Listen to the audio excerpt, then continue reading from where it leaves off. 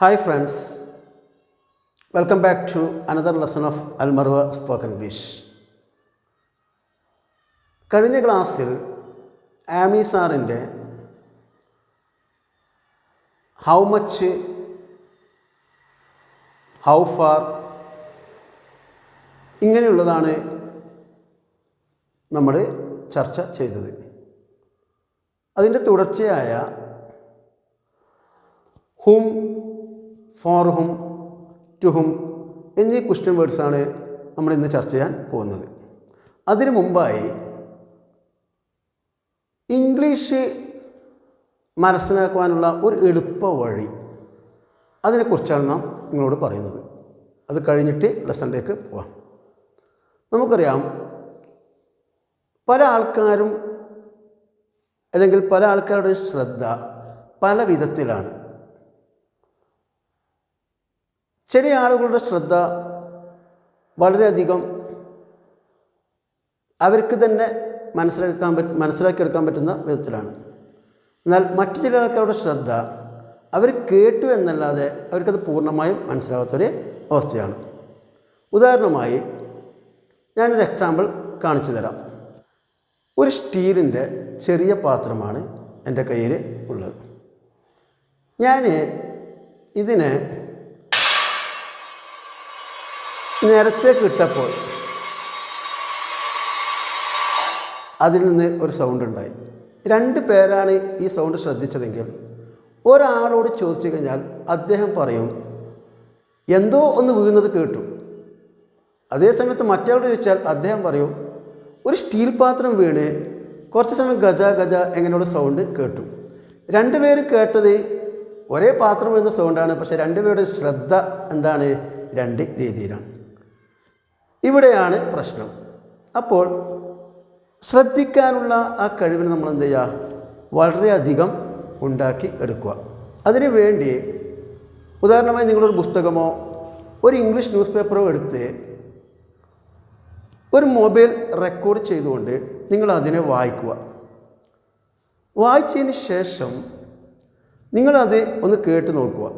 ഉദാഹരണമായി എത്ര ആൻഡാണ് അതിൽ വന്നിരിക്കുന്നത് എന്ന് നിങ്ങളൊന്ന് കേട്ട് നോക്കിക്കഴിഞ്ഞാൽ ഒരു പക്ഷേ നിങ്ങൾക്കൊരു 2 or 3 ആൻഡ് ആണ് കിട്ടുക.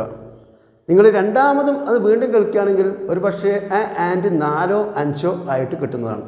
അതിൽ നിന്ന് മനസ്സിലാവുന്നത് നമ്മുടെ ശ്രദ്ധ പൂർണ്ണമായും ആ ലെവലിലേക്ക് എത്തിയിട്ടുള്ള എന്നുള്ളതാണ്.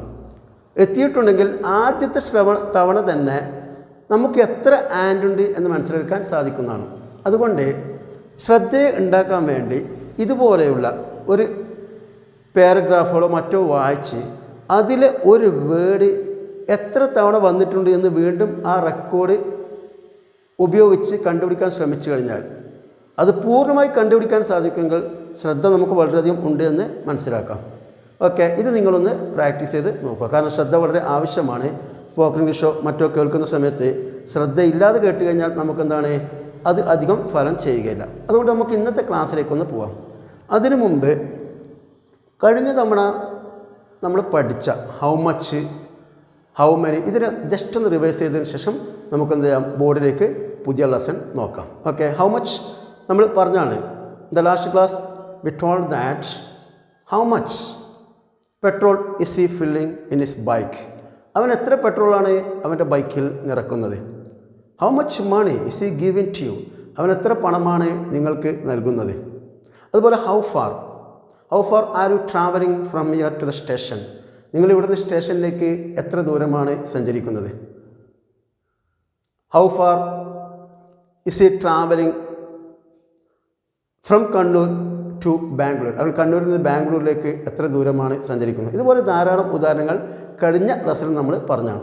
എന്നാൽ നമുക്ക് അടുത്ത അതിൻ്റെ തുടർച്ച ലെസണിലേക്കൊന്ന് ശ്രദ്ധിക്കാം, ബോർഡിലേക്കൊന്ന് ശ്രദ്ധിക്കാം. നമുക്ക് ഇതിലേക്ക് പോകുന്നതിന് മുമ്പ് ക്വസ്റ്റ്യൻ വേർഡ്സ് ഒന്നും കൂടെ റിപ്പീറ്റ് ചെയ്യാം. ഓക്കെ, കാരണം ബേസിക് ഇല്ലാത്തവർക്ക് മനസ്സിലാക്കാൻ ചിലപ്പോൾ കുറച്ച് ബുദ്ധിമുട്ടുണ്ടാകും.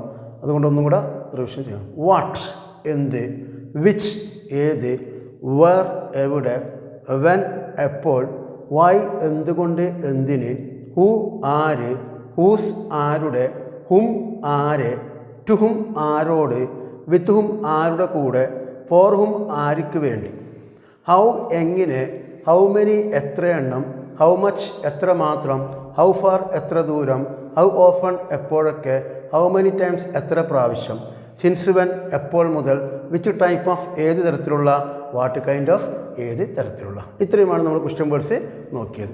ഇതോടുകൂടി ആമി സാറിൻ്റെ ലെസൺ ഇവിടെ അവസാനിക്കുകയാണ്. ഓക്കെ, അപ്പോൾ വില്ല് ആമി സാർ 2 ലെസണാണ് നമ്മൾ ഇതുവരെയുള്ള വീഡിയോയിൽ മൊത്തമായി ചർച്ച ചെയ്തത്. അടുത്ത വീഡിയോയിൽ പുതിയ ലെസൺ ആരംഭിക്കുന്നതാണ്. അതുകൊണ്ട് ഇത് നല്ലവണ്ണം ഒന്ന് പ്രാക്ടീസ് ചെയ്യുക. ഇവിടെ നമുക്ക് ഹൂന ഒന്ന് നോക്കാം. ഓക്കെ, ഹൂ ഈസ് കമ്മിങ്, ആരാണ് വരുന്നത്. ഹൂ വെക്കുക, ശേഷം ഈസ് വെക്കുക, ശേഷം കമ്മിങ് വെക്കുക. ഹൂ ഈസ് കമ്മിങ്, ആരാണ് വരുന്നത്. Who is drawing the picture of Gandhi. Who is drawing the picture of Gandhi, ആരാണ് ഗാന്ധിയുടെ ചിത്രം വരക്കുന്നത്. ആരാണ് ഗാന്ധിയുടെ ചിത്രം വരക്കുന്നത്.